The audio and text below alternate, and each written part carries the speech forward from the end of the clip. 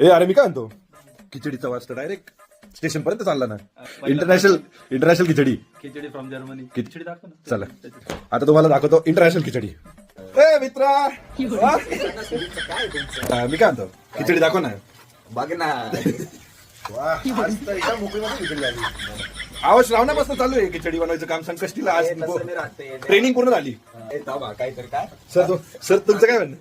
कूट टाकायचं बाकी आहे अजून. अरे आम्हाला फक्त इंटरनॅशनल खिचडी दाखवायची आहे लोकांना. हे बाय, माझ्या खिचडीत कूट पडणार नाही, त्याला सांगून द्या आता. खिचडीत कुठ नाही म्हणतो. का बरं? आम्हाला शेंगदाण्याची खिचडी खायची. आम्ही जे बनवतो त्याच्यात तर कूट टाकतो आम्ही. ऐक ना, ए, बरं, ते जाऊ दे. रात्रीच्या भेंडीचे 2 शब्द फक्त. पहिल्यांदा इंटरनॅशनल खिचडी भेंडीची भाजी खाल्ली. दह्याचं फक्त एकदा हे सांग की दही कसं लागलं, म्हणजे भाजी कशी लागली. भेंडीत कांदाच पहिल्यांदा बघितलं. ती गोष्ट माझ्या वहिनी म्हणजे त्याची बायको. हा? याचं म्हणणं होतं मला भेंडी तिच्या सारखीच खायची, तर वहिनींना फोन करून रेसिपी विचारली आणि तशीच केली. आता तुझ्या बायकोच्या हाताला जी चव आहे ती बाय हाताला आली नाही, त्याच्यामुळे काय म्हणे दही पण मला गरम बरं करून मातीने तुला दही शेवटी टाकायला लावलं होतं. तू दही सुरुवातीलाच गरम केलं. बघा, एकंदरीत काय झालं, काही भेंडा निब्बर होत्या, काही चांगल्या होत्या. निब्बर. आता ज्या चांगल्या भेंड्या होत्या त्या शिजून गेल्या, निब्बर वाल्या नाही शिजल्या.